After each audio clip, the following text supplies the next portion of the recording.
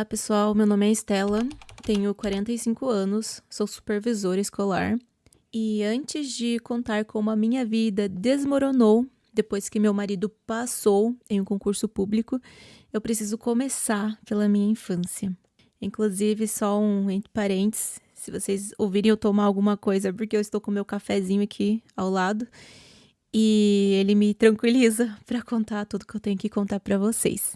Vou começar com a minha infância, porque para entender o peso de tudo o que aconteceu comigo depois, é preciso entender de onde que eu vim, como que eu cresci e por que que eu entrei naquela relação com tanta esperança de finalmente amar e ser amada e protegida e ter a minha própria família, que sempre foi o meu sonho. Nós somos em 3 filhas e eu sou a filha mais velha. A minha infância foi baseada no medo. A gente nunca sabia qual era o dia em que meu pai estaria de bom humor e qual que era o dia que ele estaria agressivo, nervoso ou violento com a gente. Várias vezes minha mãe precisou sair de casa comigo e com as minhas irmãs e a gente ficava escondida na casa de algum vizinho ou de algum parente até o meu pai se acalmar, porque ele era muito agressivo. E depois que os meus pais faziam as pazes, a gente voltava para casa. Mas assim, não adiantava muito porque eles sempre estavam brigando. Ou seja, a gente sempre estava na casa de algum parente ou de algum vizinho até passar a briga, né? Até passar todo aquele alvoroço lá na minha casa. Hoje, eu consigo olhar para minha mãe com mais compreensão, inclusive. Porque na época, eu era criança, eu não entendia tudo. Mas hoje eu vejo que ela também foi uma mulher muito sofrida, foi traída pelo meu pai, teve uma criação difícil e não teve o apoio da família. Então, de alguma forma, ela acabou reproduzindo na nossa vida aquilo que também tinha vivido. Ou seja, ela não se importava muito com aquilo que nós estávamos vivendo, porque para ela também era meio que natural, ela também tinha vivido aquilo, entende? E era como uma herança, assim, familiar. Eu e minhas irmãs herdamos uma infância com muito medo, sofrimento e muita instabilidade. A gente não tinha para onde ir e a única saída parecia ser suportar aquela situação. Mesmo assim, eu tenho algumas poucas memórias boas do meu pai. Eu lembro de uma vez que ele me ajudou a fazer um tema da escola. Ele desenhou a bandeira do Brasil, bem bonita ficou, eu amei na época. E nos momentos em que ele estava calmo, ele era um bom pai para mim. E por isso que eu sempre o amei muito, porque eu focava muito nos momentos que ele estava de bom grado. Mas ele era um homem bem nervosinho, tá? Ele descontava os problemas do trabalho lá em casa, as traições contra minha mãe. Então, isso que pesava o nosso ambiente. E o meu refúgio, então, era a escola. Na escola, eu me sentia muito protegida. Eu tinha os meus amigos, eu gostava da biblioteca, de jogar, de dançar, de fazer teatro. Era o lugar onde eu respirava, porque a casa e o ambiente onde eu morava era difícil demais para mim. Minha mãe, às vezes ela batia na gente. E eu sentia que ela descontava essa raiva, sabe? Tudo que tinha lá em casa ela descontava na gente. Ela e o meu pai. Então, os dois se frustravam lá e também batiam na gente. Esqueci de contar esse detalhe. E isso marcou muito a minha infância, sabe? E a infância das minhas irmãs. Hoje eu percebo o quanto isso trouxe consequências para nossa vida agora, adulta. Nós nos tornamos pessoas muito na defensiva, muito agressiva com as palavras, pessoas muito desconfiadas, como se o mundo fosse uma grande arena, onde a gente precisasse se proteger o tempo inteiro. Então, a gente sempre na defensiva e agressiva com as palavras. O nervosismo, a ansiedade, a desconfiança impactaram a nossa vida e influenciaram a formação da nossa personalidade conforme nós fomos crescendo. Quando eu tinha 15 anos, a convivência ficou insustentável. Nós já estávamos ficando adolescentes e aquela situação que não dá mais para você viver. Você fala, poxa, eu já estou mais velha, é uma adolescente, né? Mas na minha cabeça eu já estava bem para poder sair daquela, já era adulta o suficiente para poder sair daquela vida. A minha mãe se divorciou do meu pai e pediu medidas protetivas contra ele também. Mas ela, assim, a minha mãe nunca ela tinha trabalhado fora. O meu pai nunca pagou pensão pra gente. E a gente acabou não tendo como sobreviver, sabe? Por isso que eu falo para as mulheres hoje quanto é importante ter uma independência financeira, porque senão qualquer coisa fica nessa situação.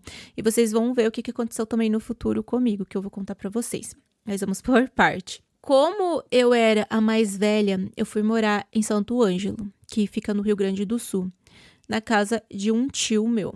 Eu fui tentar sobreviver, né, e encontrar um rumo para minha vida com apenas 15 anos de idade. A minha irmã do meio foi trabalhar em outra cidade como babá. Minha irmã mais nova foi trabalhar e estudar em um colégio interno. E a minha mãe ficou sozinha também, tentando refazer a vida dela. A nossa família se desfez. Cada um foi pro seu lado e ficamos cada uma sozinha, né, no nosso canto. E essa foi a primeira grande dor da minha vida. Separar da minha mãe, das minhas irmãs, aquilo foi muito duro pra mim. Várias vezes eu senti como se eu ali tivesse morrido, sabe? Sem ninguém, sem esperança, sem... por mais que fosse uma baderna na minha casa, mas a gente tinha um ao outro, né? Pelo menos as minhas irmãs. Mas assim, eu tive que seguir com a minha vida. E em Santo Ângelo, eu cuidava do meu sobrinho.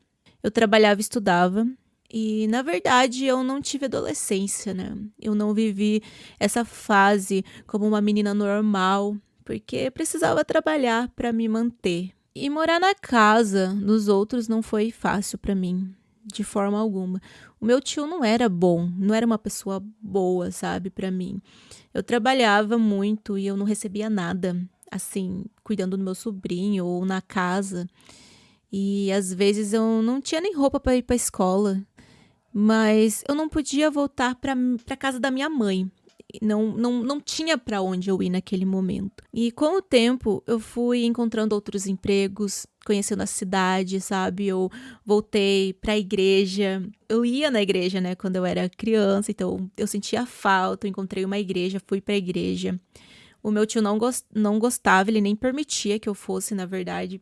Mas eu fui para a igreja e sempre foi importante para mim. E nessa mudança eu tinha acabado parando, né, de ir para a igreja. Mas eu sempre tive muita fé em Deus. Eu trabalhei em casa de pessoas ricas, também como babá doméstica, e fui completando os meus estudos. Quando consegui voltar para a igreja evangélica, eu me envolvi bastante com a igreja. Eu gostava, sabe, dos cultos, gostava de cantar, eu cantava muito com playback. E eu participava da juventude da igreja, era muito bom pra mim. Eu tinha o meu refúgio ali, sabe? Mas assim, eu sempre me sentia o patinho feio de todos os lugares que eu ia. Eu era muito reprimida. Eu lembro que quando eu estava na igreja, às vezes sozinho a gente não percebe muito, mas quando a gente tá no meio das pessoas, a gente começa a reparar essas coisas na gente. E eu sentia que eu era muito reprimida, eu não conseguia sorrir direito. Era como se eu vivesse meio engessada. Eu era muito assim, ai, quietinha, sabe, no meu canto. E bem, que o pessoal falava, ai, fofinha, bem quietinha, sabe? E minha vida era só trabalhar, estudar e ir pra igreja. Então foi assim que eu terminei o ensino médio. Mas naquela época eu nem pensava em fazer faculdade. Era algo fora da minha realidade, né? Eu estava trabalhando mesmo, me mantendo, já tinha alguns amigos nessa época. E pra mim aquilo já estava bom, sabe? Já estava ok, assim, melhor do que eu vivia antes. E os anos foram passando e eu continuava muito retraída. Eu não conseguia namorar, nem me envolver com ninguém. E por volta dos 26 anos, mais ou menos, havia um rapaz na minha igreja que trabalhava comigo na escola bíblica. E um dia eu fiquei interessada por ele, porque a gente começou a ter uma convivencinha ali. E eu fiquei um pouco interessada nele e a gente começou a conversar. E o nome dele é Fernando. Ele também vinha de uma família desestruturada e tinha uma história também bem sofrida. Nós tínhamos essas coisas em comum. E eu sentia como se tivesse encontrado o amor, sabe? Eu sentia como se a gente tivesse se encontrado pra gente se curar a ferida e os traumas um do outro. E eu me empolguei com isso. Então começamos a conversar mais, e o sentimento foi crescendo, e a gente começou a namorar. Aí nós nos conhecemos melhor e decidimos assumir um compromisso mais sério, que é o noivado. E assim a gente começou a se preparar para o nosso casamento. Que sonho, meu. Meu Deus, que sonho. Pois bem, durante cerca de 1 ano, nós dois trabalhamos muito, mas muito mesmo. E conseguimos pagar tudo que era essencial para nossa festa do casamento. Quando eu falo assim essencial, era essencial mesmo. E não era do mais chique e do mais caro, não. Era do mais simples. Que era o buffet, um fotógrafo para a gente ter algumas fotos, roupas, decoração.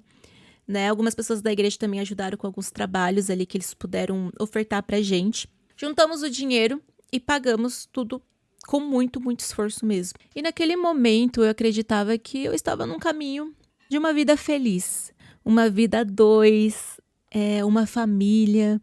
Eu pensei que finalmente seria amada e protegida como eu nunca tinha sido. Eu entrei naquela relação com um sonho muito grande. Eu idealizei uma vida perfeita.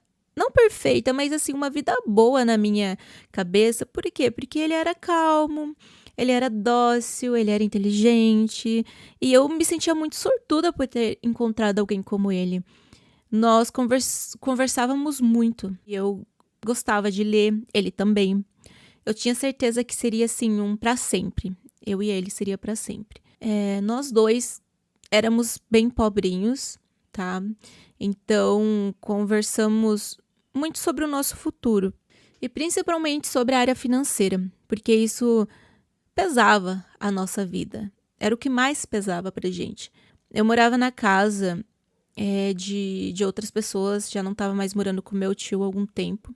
Eu morava na casa de uma família, que era lá da minha igreja. E como eu trabalhava muito fora e tal, então quase nem parava na casa. E eles eram pessoas, assim, bem abençoadas e me concederam um quarto. E nessa época eu morava com essa família. E ele já morava sozinho. E nós queríamos mudar de vida, sabe? A gente queria crescer juntos. Ter uma família, uma vida boa, né? Não passar necessidades. Os nossos planos, assim, estavam se encaixando. E eu via nós dois como uma dupla. Uma dupla perfeita, assim, pra combater tudo que viesse, assim, contra a gente. O casamento foi um dos dias mais felizes da minha vida. Eu vou já entrar nessa parte. Eu convidei a minha mãe, eu convidei as minhas irmãs, as minhas tias, meus amigos. Eu só não pude convidar meu pai, porque o divórcio dele com a minha mãe não tinha sido nada amigável. E eu precisei escolher, ou vinha minha mãe ou vinha o meu pai. E eles não podiam ficar no mesmo ambiente juntos. Tirando essa dor em específico, foi um dia muito emocionante pra mim. Mas só não foi, assim, perfeito, assim, que eu posso falar. Porque meu pai não tava junto e como eu falei, eu guardava as partes boas, né, da minha experiência com meu pai.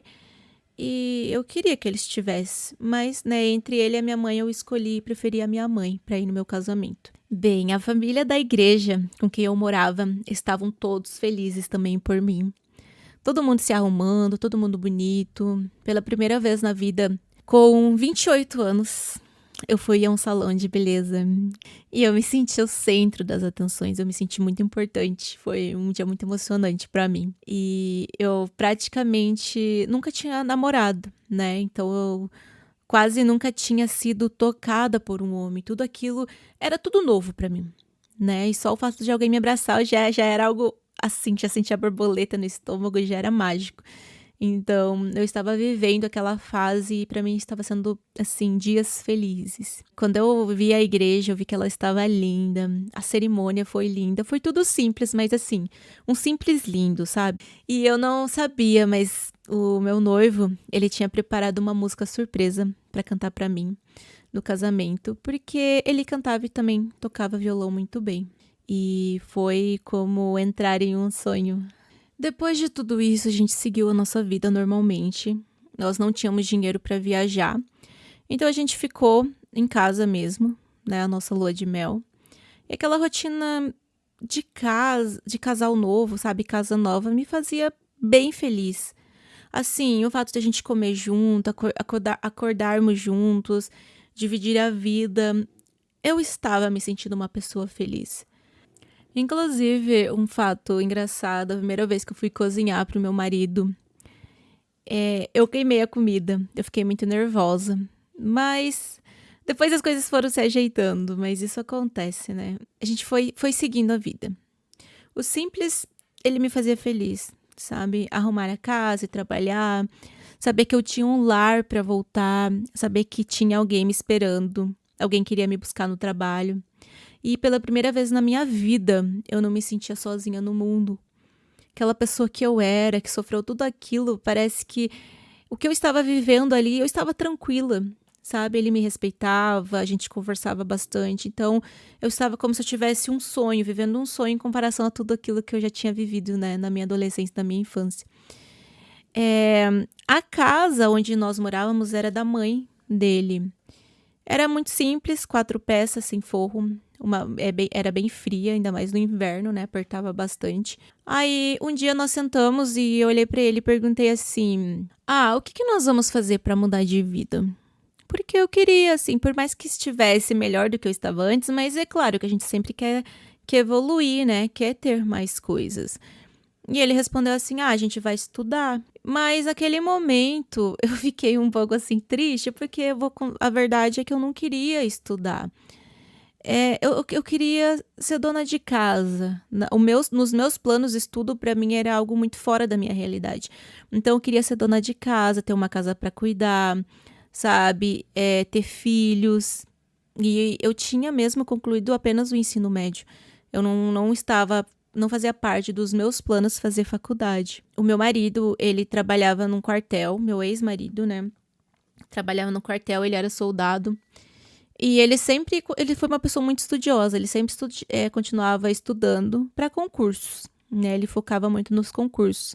Ele também era técnico em contabilidade, que era um nível médio. Ele já estava, né, nesse nível médio e ele via o concurso público como um caminho, assim, pra gente mudar de vida. Enquanto ele fazia tudo isso, eu seguia só trabalhando mesmo. Assim, ele sempre foi muito gentil comigo, sabe? Eu lembrei agora disso que aconteceu. Ele sempre foi uma pessoa gentil comigo, como eu falei. Ele nunca tinha sido grosso. Mas um dia, nós tivemos o nosso primeiro desentendimento. E aquilo me assustou bastante. Por quê? Porque ele disse assim: Estela, vai estudar. Vai estudar, porque se um dia eu te chuto, você não tem nada. Ou seja, ainda me avisou, né, isso. E foi exatamente assim. Na hora, eu levei um choque. Eu não conhecia essa pessoa, essa face dele, o jeito que ele falou pra mim. Aquela frase também fez uma venda cair dos meus olhos, pelo menos isso. Aí que eu pensei, não, vai que, se ele já falou isso, então com certeza eu vou pensar em estudar, né? Depois de tudo isso, eu descobri oportunidades para quem precisava estudar, e uma delas é o FIES. Quando eu recebi meu 13º salário, eu guardei o dinheiro todo e eu queria muito fazer pedagogia. Porque a minha avó materna, ela era professora. E quando eu era pequena, eu acompanhava às vezes ela na escola, que era no interior. E eu gostava de ver as crianças prestando atenção nela. E quando eu era criança também eu falei que eu gostava muito de ir pra escola, que era o meu refúgio. Então eu falei, se é pra mim fazer faculdade, eu vou fazer pedagogia. Eu estudei, né? Foi uma fase muito difícil, porque eu tinha que trabalhar e estudar, mas amém, né? Foi vencida. Eu fiz o vestibular e eu passei em primeiro lugar em pedagogia. É uma das minhas conquistas, assim, toda vez que eu lembro eu fico muito feliz, porque não foi fácil, sabe? Então teve um gostinho gostoso essa vitória e eu passei em primeiro lugar. E me marcou muito, né? Foi a primeira vez na minha vida que eu pensei, eu sou capaz. Eu sou capaz. E era uma capacidade que eu mesma não achava que eu tinha. Então foi uma vitória muito grande para mim. Eu comecei então a faculdade de pedagogia e ele continuou estudando para os concursos dele. A gente ficou 8 anos casados e nesses 8 anos a nossa vida mudou bastante. Nós queríamos crescer, né, como eu falei, financeiramente, ter nossas coisas, comprar uma casa e depois que a gente já tivesse estabilizado, a gente poderia ter filhos. Esse era o nosso plano. Na época, eu trabalhava muito Eu sempre trabalhei muito, na verdade, mas nessa época eu estava trabalhando muito mais. E em Santo Ângelo, a vida financeira não era fácil. O trabalho não era fácil. Eu fazia faculdade à noite, durante o dia trabalhava como faxineira em hospital. E era um serviço bem pesado, né? Quem trabalha com faxina sabe que não é um serviço fácil, ainda mais em hospitais, né? Que tem que manter tudo muito, assim, certinho, muito limpo. Mas assim, eu gostava, eu fazia tudo com muito zelo. Tudo que eu fazia com muito zelo. E ele continuava estudando e prestando os concursos, né, que ele queria. Muitas das vezes ele passava, mas demorava para chamar, então até o momento não era nada certo. E a gente vivia assim. Hoje eu vejo que, eu olhando para trás, eu vejo que eu sempre estava cansada.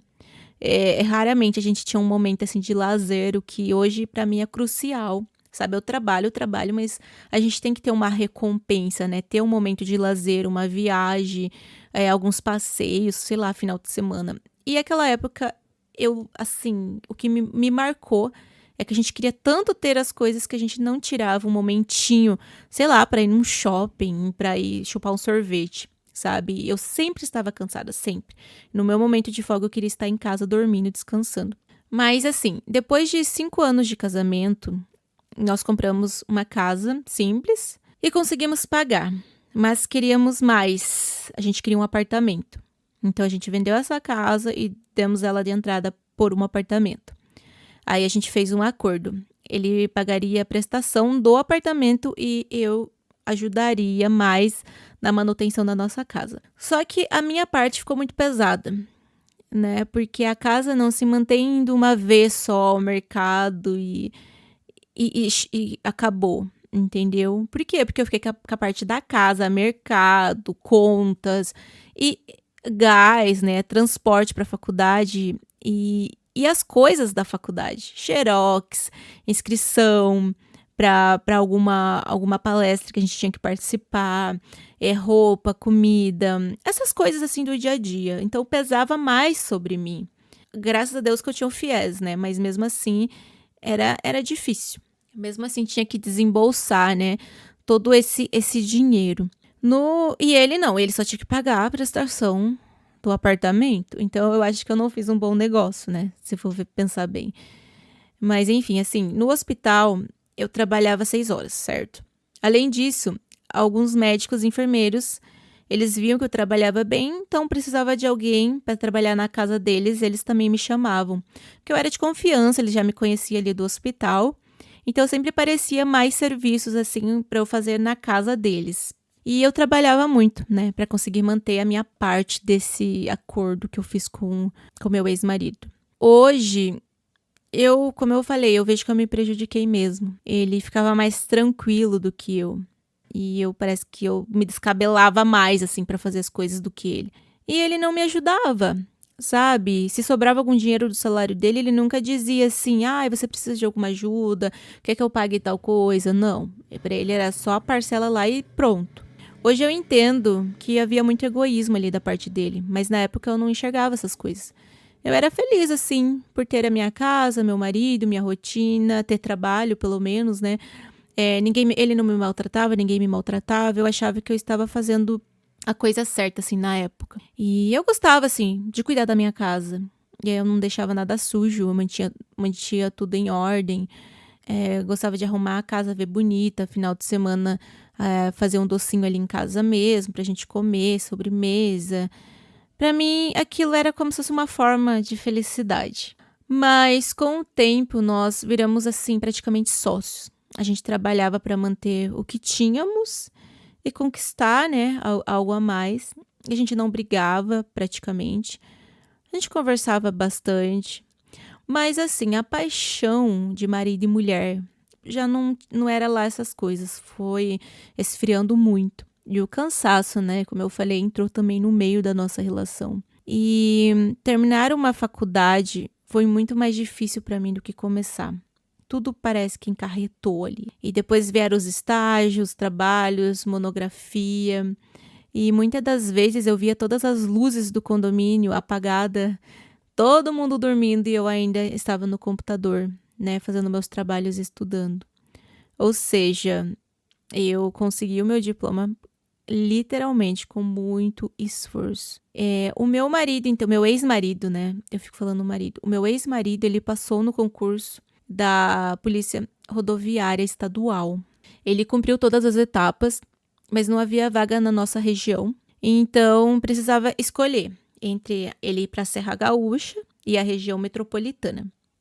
Nós conversamos e escolhemos a Serra, porque a região metropolitana era mais violenta, né? E a qualidade de vida em Bento Gonçalves parecia melhor.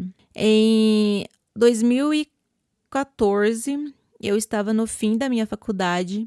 Eu só precisava apresentar a monografia e cumprir com 2 estágios para poder me formar.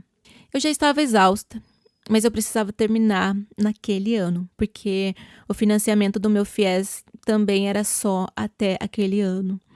O meu ex-marido, então, foi para Bento Gonçalves e ficou hospedado no quartel da polícia de lá. E eu fiquei em Santo Ângelo ainda para concluir a minha faculdade.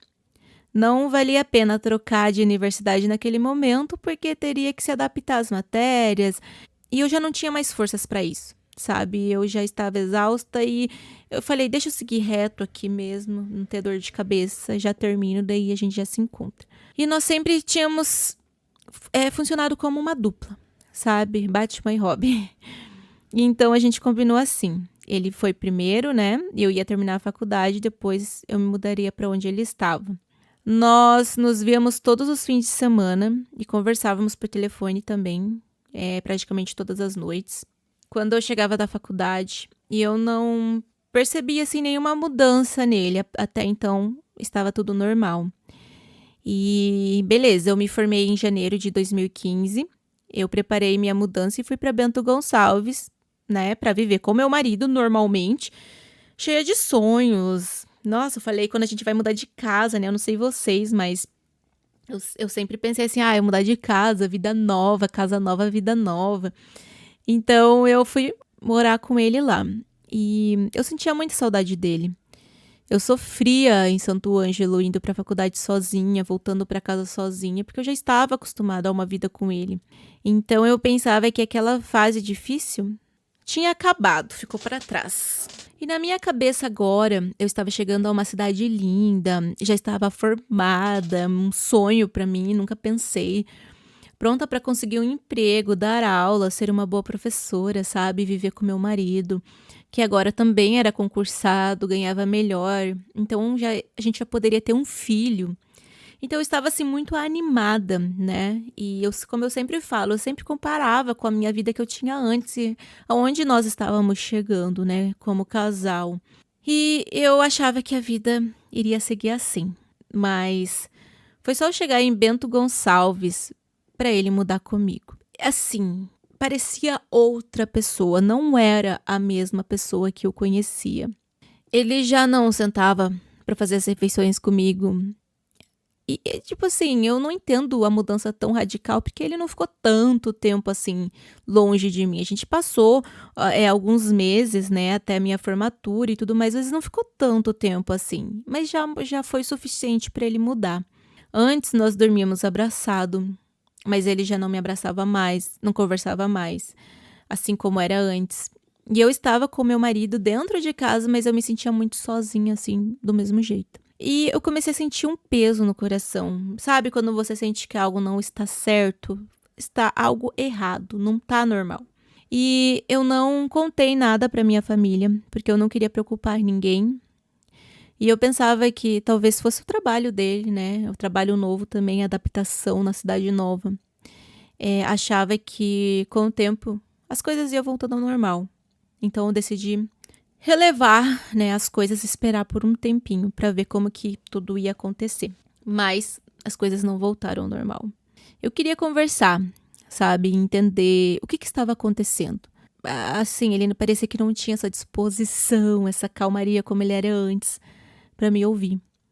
No coração dele, ele já tinha se afastado de mim.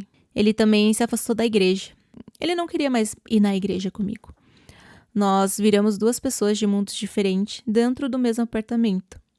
Nossos caminhos, assim, estavam tão juntos na minha cabeça, mas já tinha mudado.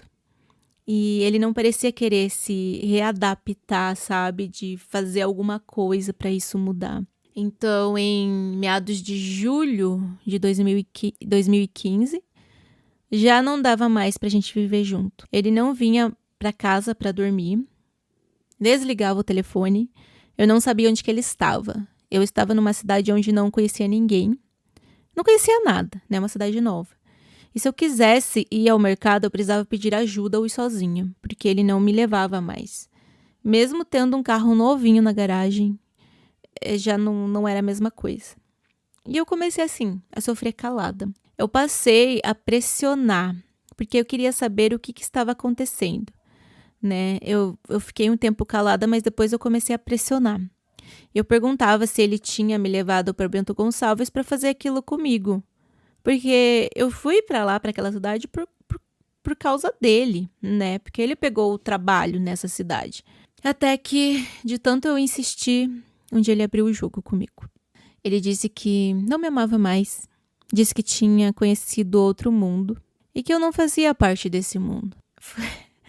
Foi aí que ele disse, assim, nunca esperei isso. Eu não entendo o motivo, será que é porque eu sou do interior? Mas ele também era do interior, sabe? Ou ele estava se achando, subiu pra cabeça, que é o que eu acho.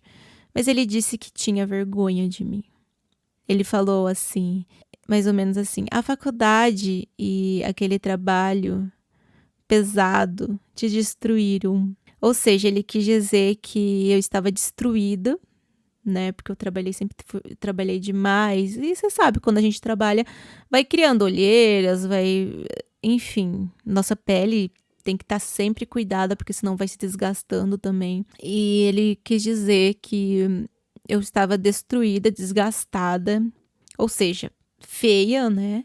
E ele ainda estava no vigor, estava bonitão, estava jovem. E ele deu a entender que ele tinha conhecido pessoas que se cuidavam, que eram bonitas, que estavam bem cuidadas. E ali eu entendi tudo. Ele disse que não adiantava eu orar, não adiantava colocar uma roupa bonita, não adiantava fazer nada, porque nada poderia fazer ele ficar. Enfim, ele não queria mais nada comigo mesmo. E isso me despedaçou, assim, sabe? Porque tudo parecia estar legal. Nós estávamos conquistando as coisas juntos, sabe? E o que eu pensei? Que a gente poderia fazer até terapia, a gente poderia conversar lá na igreja, enfim, dar um jeito de salvar o nosso casamento. Mas ele falou que não adiantava fazer nada disso, porque nada ia adiantar. E eu precisei, assim, aceitar que era o fim. Eu sofri muito dentro daquele apartamento. E quando ele ia trabalhar, eu colocava o travesseiro no rosto para chorar, para ele não ouvir. E chegou um ponto em que precisei ligar para minha mãe, para minha família, com quem morava em Santo Ângelo. E tive que contar.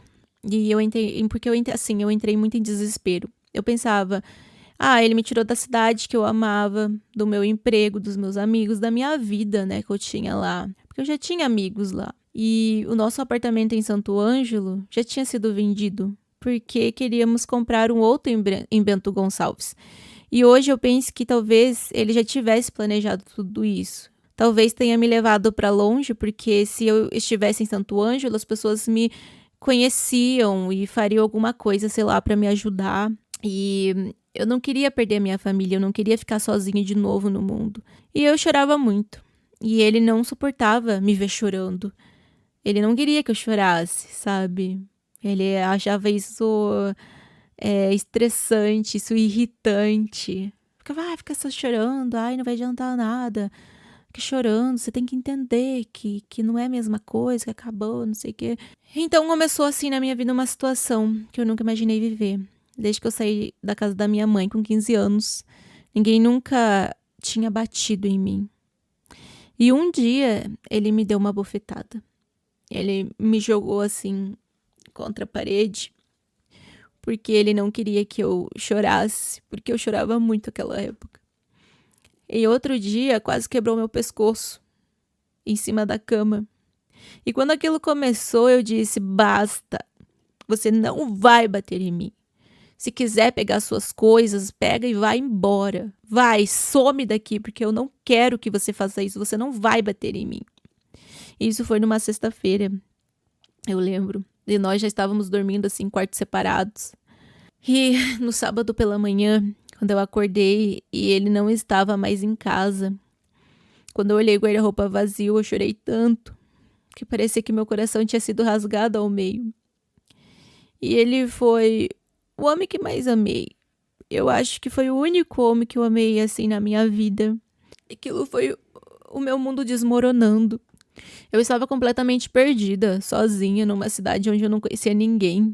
Eu pedi que ele pagasse 2 meses de aluguel, porque eu precisava pensar o que eu ia fazer. Em Santo Ângelo, eu já não tinha emprego, não tinha casa, não tinha para onde voltar. E na época, eu trabalhava em uma creche como auxiliar. Eu ganhava R$ 600.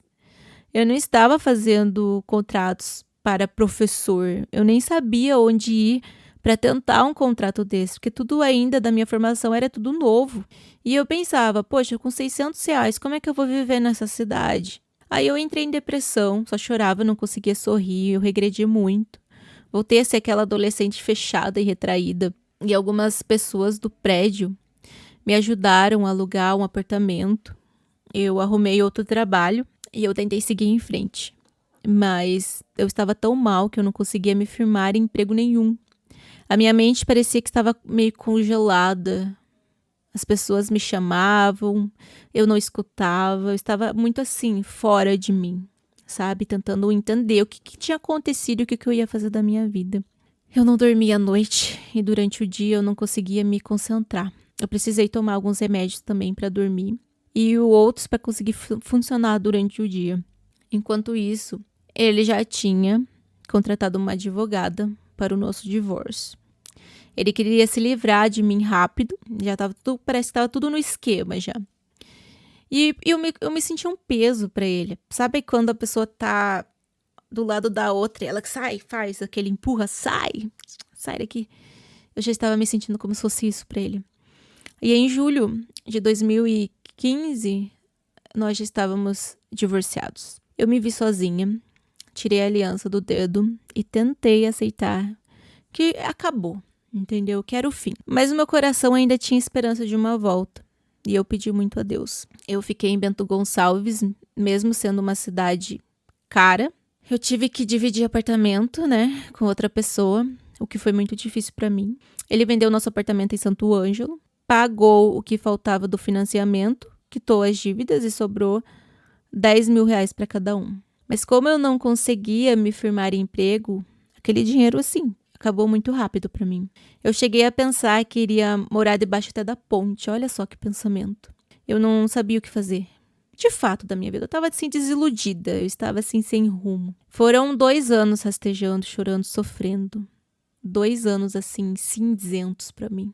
E um dia eu pensei, eu preciso me reerguer. Ele não vai voltar mais. Acabou. Eu tenho que entender.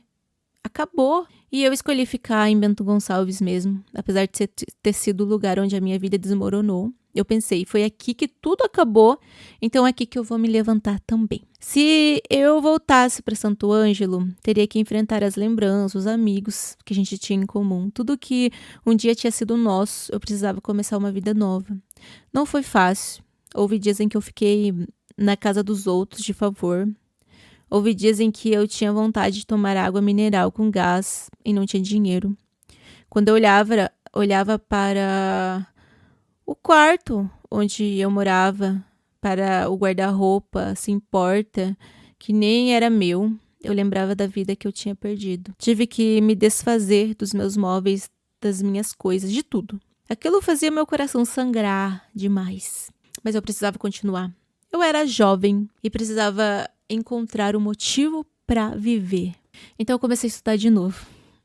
Eu fiz uma pós-graduação em 6 meses e comecei a estudar para um concurso público. Fiquei 1 ano estudando todos os dias. Todos os dias. Eu sempre fui guerreira, né? Me considero guerreira. E tanto que ele falou que eu até estava acabada por trabalhar e estudar. Então eu falei, vou fazer jus a isso, né? Fiquei 1 ano estudando todos os dias.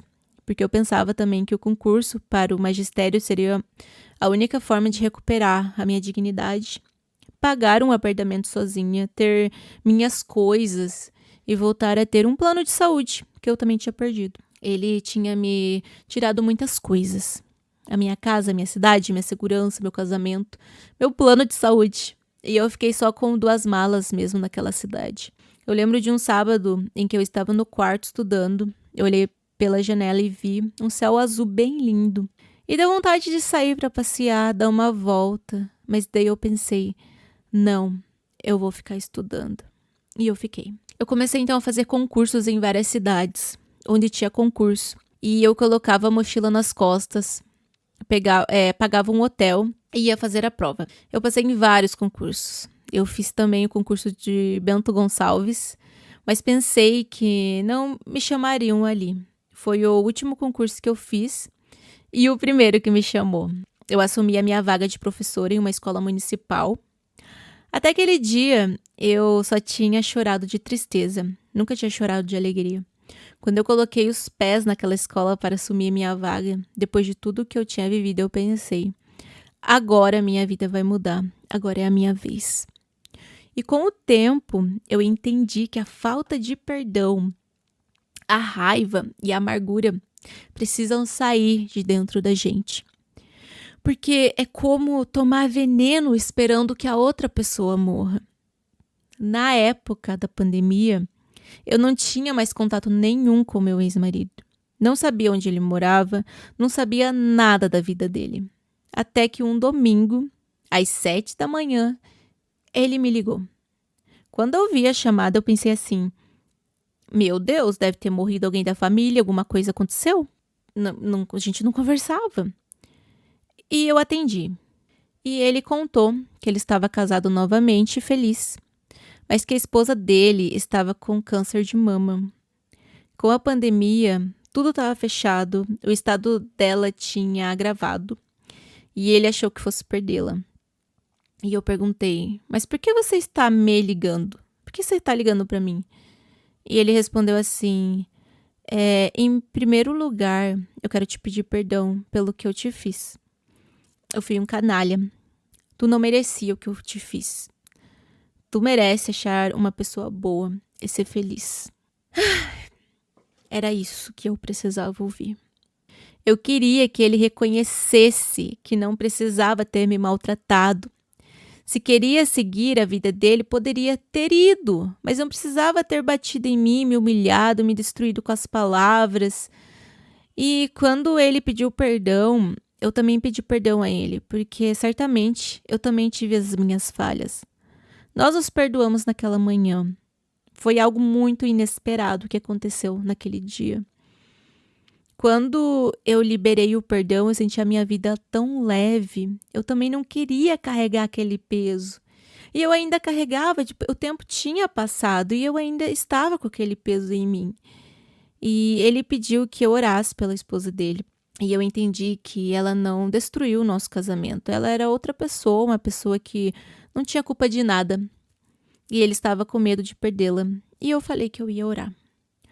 Hoje, graças a Deus, eu não tenho raiva dele.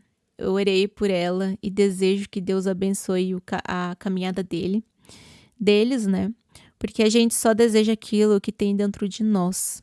Se eu desejo mal, é porque existe mal dentro de mim. Conseguir perdoar e orar pela pessoa que me feriu foi uma das maiores vitórias da minha vida. Depois disso, nós nunca mais nos falamos. E a vida seguiu. Hoje eu sou professora, pedagoga, recebi um convite para trabalhar como supervisora escolar. Eu amo minhas crianças. E sabe, o que mais eu gosto nessa história? Eu nasci de novo. Depois de tudo que vivi, achei que nunca mais conseguiria amar ninguém. Achei que não conseguiria cantar com as crianças, porque eu me sentia morta por dentro. Mas eu fui renascendo. Hoje eu sou feliz na minha profissão, sou realizada. Todos os dias ganho o amor das crianças. Elas falam, prof, eu te amo, eu trouxe isso aqui pra você, e elas trazem presentinhos, então pra mim é muito gratificante. Eu ganho abraço todos os dias, Todo abraço que eu não recebi na vida, eu recebi das crianças. Foi algo que Deus preparou, assim, para me salvar mesmo. Hoje eu me considero uma pessoa vitoriosa.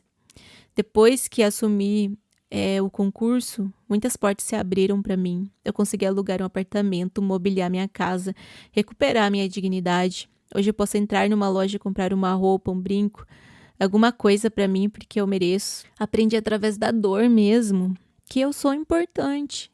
Muitas vezes a gente espera que os outros os valorizem, mas a valorização precisa começar em nós.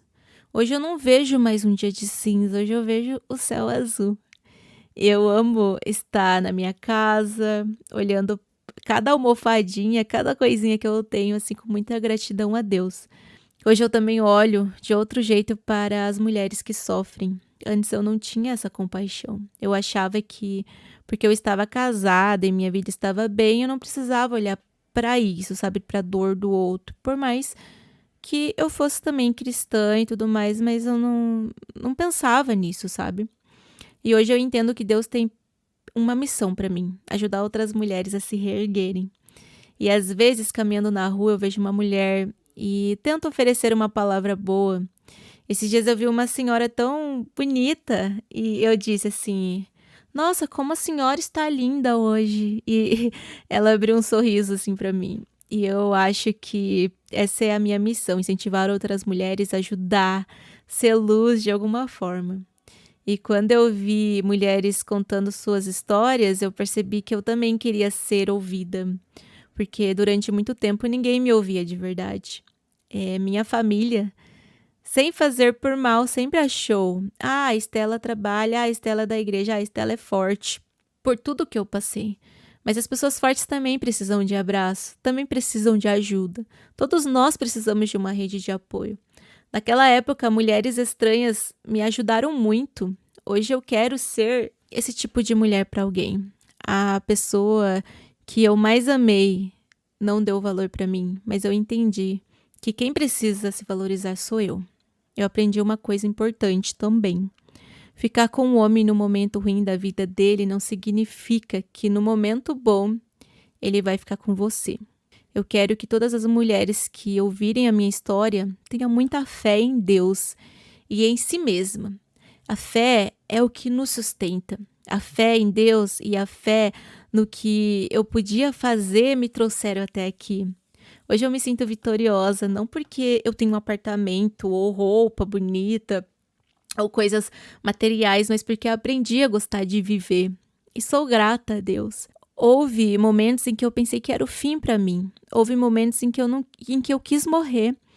Mas a vontade de viver foi mais forte. A vontade de viver dada por Deus e foi muito mais forte. Hoje eu estou sozinha. Hoje eu estou sozinha, mas eu não considero isso solidão. Para mim é solitude. Eu amo a vida que eu levo, amo tudo que tenho e eu me considero uma pessoa muito feliz. Não preciso de alguém ao meu lado para ser feliz. Se Deus colocar alguém na minha vida, que seja para agregar, não para usurpar nada de mim. Hoje eu me sinto muito realizada porque eu aprendi a me amar. Eu não preciso de companhia para ir para uma padaria tomar café. Eu vou e tomo meu cafezinho sozinha, eu ali com Deus, eu mesma, e aprecio muito isso. Quando eu tenho vontade de ir a uma loja, eu vou. Quando eu tenho vontade de comer alguma coisa, eu como. Hoje eu tenho essa liberdade. E essa paz não tem preço. Bem, pessoal, obrigada por me ouvirem até aqui. Obrigada também ao canal Segredos Dark por me dar essa oportunidade. E peço que vocês deixem seu like se vocês gostaram da minha história e também o seu comentário. É muito importante. E era isso que eu queria compartilhar com vocês. Até mais. Um beijo. Obrigada.